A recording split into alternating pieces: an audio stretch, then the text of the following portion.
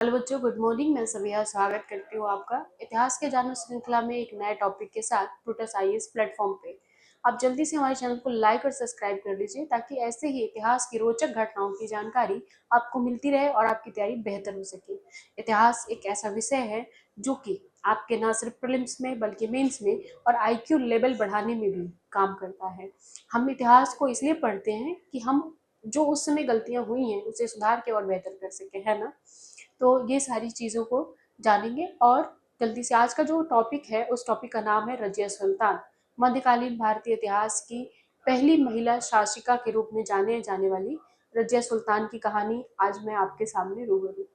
रजिया सुल्तान के बारे में जानने के लिए सबसे अच्छी किताब अगर मैं बात करूं तो इरा मुखौटी की बुक है और उन्होंने बहुत अच्छा लिखा है इनके बारे में। जो भी वास्तविकता रही उसको लिखा है।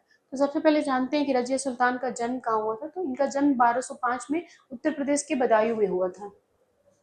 मैं यहाँ लिख देती हूँ, इनका जन्म जो हुआ था 1205 ईस्वी में उत्तर प्रदेश के बदायूं में हुआ था। कहाँ हुआ था? उत्तर प्रदेश के बदायूं में।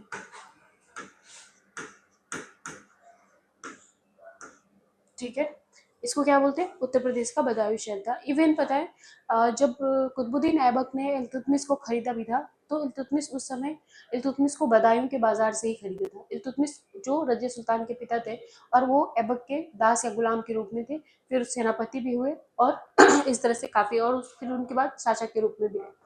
तो इनके पिता का क्या नाम था? पिता का नाम शमशुद्दीन इल्तुतमिश।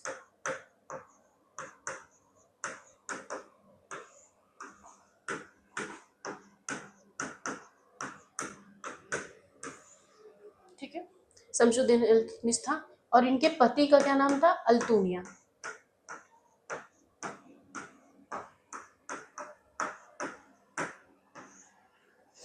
आखिर क्या रजिया शासक एक असफल सुल्तान रही? नहीं।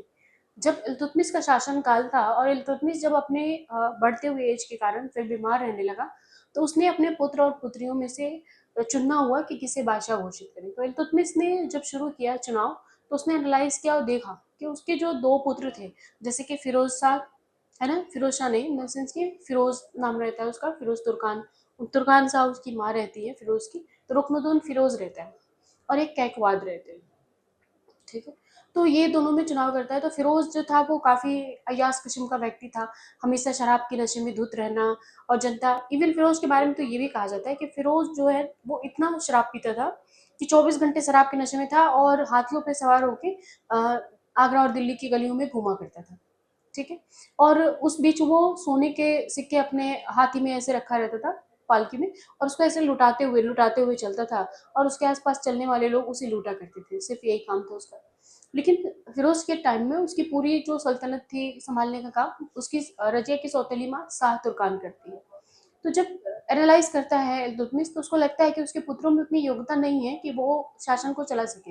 इसलिए उसने लिखित तौर पे लिख करके दिया था कि मेरे मरने के बाद मेरी वसीयत या मेरे जो कहेंगे गद्दी का हकदार कौन होगा, तो रजिया सुल्तान होगी। लेकिन इल्तुतमिश के मरने के बाद ये पितृसत्तात्मक समाज और खास करके मुस्लिम संप्रदाय और उसमें भी जो तुर्क थे वो लोग, है ना, तो वो तुर्की जो चालीसा दल जिसने इल्तुतमिश ने जिसको गठन किया था वो रजिया सुल्तान को एक्सेप्ट करने के लिए तैयार नहीं था, है ना। और ये बहुत बड़ी इतिहास का परिवर्तनकारी चरण माना जाता है किसी महिला का शासक होना।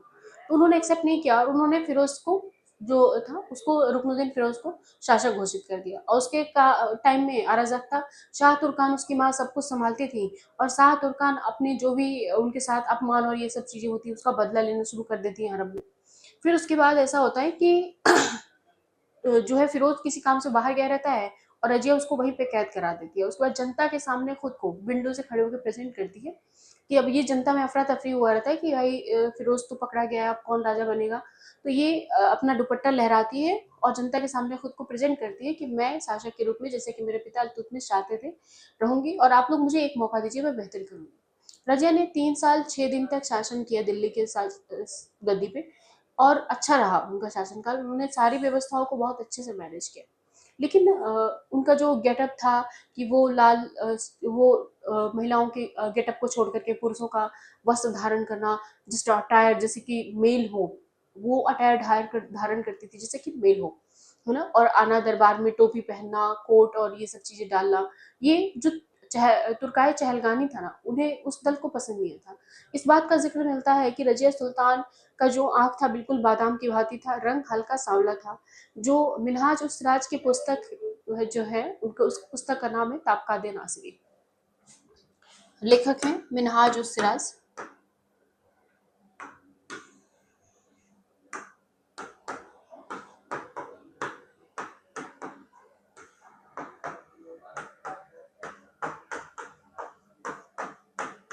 और इनकी पुस्तक का नाम है ताबकात नासिरी।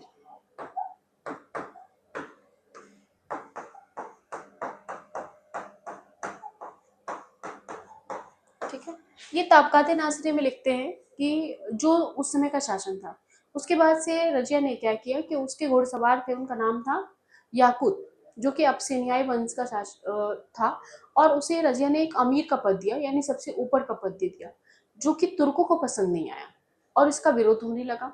इसी विरोध को दबाने के लिए रजिया निकलती है और वहाँ हरियाणा के कैथल के पास एक युद्ध होगा, और वो होगा अल्तुनिया के साथ। यहाँ जब रजिया निकलती है उसी बीच में याकूत को मार देते हैं तुर्क चाहलकारी जो होते हैं। और फिर जब ये बात की खबर रजिया को मिलती है तो रजिया अल्तुनिया के साथ समझौता कर लेती है और अल्तुनिया से विवाह भी कर लेती है। इसीलिए मैंने लिखा भी कि उसके पति का नाम, यानी प्रेम संबंध किसी और के साथ था। बोला जाता है कि याकूत के साथ रजिया के प्रेम संबंध थे। हालांकि मिनहाज उस राज ने ऐसा कहीं लिखा नहीं है, लेकिन हाँ, इरा मखौटे की पुस्तक में कि उनका झुकाव उनकी तरफ कुछ ज्यादा था, ऐसा लिखा हुआ है उन्होंने।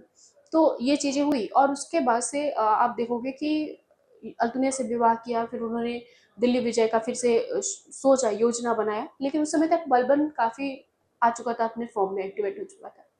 और उसके बाद से याकूत सॉरी अल्तुनिया और रजिया को वहीं पे कुछ किताबों में मिलता है कि मार दिया गया, कुछ किताबों में मिलता है कि वो भाग करके गांव की तरफ चले गए, जहाँ एक किसान ने रजिया के ज्वेलरी और उसके गहने से समझ गया कि कोई आम महिला नहीं है, और उसकी ज्वेलरी छीनने के कारण के वजह से, छीन लेने के कारण ही उसको मारा पहले, फिर उसकी ज्वेलरी को लेके चला गया। फिर रजिया के मरने के बहुत दिन के बाद जाकर के पता चला कि इसने उसके मारा है और यहाँ दफन किया। तब जाकर के रजिया के कब्रिस्तान को लाकर के इल्तुतमिश के मकबरे में दफनाया गया। इस तरह का ऐसा कॉन्सेप्ट है, लेकिन लगभग माना जाता है कि मृत्यु जो हुई है वो लगभग 1240 के आसपास हुई है। ठीक है, तो ये एक सटीक प्रमाण नहीं है, विवादास्पद है। जैसे कि मैं आपको पहले भी बता चुकी हूँ कि प्राचीन भारत इतिहास और लगभग मध्यकालीन इतिहास जो है वो कल्पनाओं से भरा हुआ है और बहुत सारी चीजों, बहुत सारे डेट और फैक्ट को लेकर के विवादास्पद है।